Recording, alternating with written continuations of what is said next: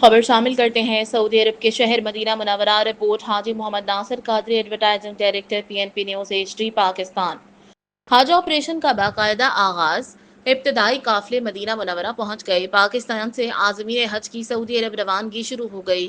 اسلام آباد سے PIA کی پہلی حج پرواز PK 713 390 سے زائد عازمین کو لے کر مدینہ منورہ پہنچی، جبکہ کوی ایئر لائن کی پرواز PK 721 بھی 150 سے زائد عازمین کے ساتھ دوسری فلائٹ مدینہ پہنچی، جہاں پاکستانی سفیر احمد فاروق اور ڈائریکٹر جنرل حج عبدالوہاب سومرو نے ان کا استقبال کیا۔ آج کے دن مجموعی طور پر 4 پروازوں کے ذریعے تقریباً 900 عازمین مدینہ منورہ پہنچیں گے۔ ابتدائی 15 دنوں میں تمام حج پروازیں مدینہ اتریں گی۔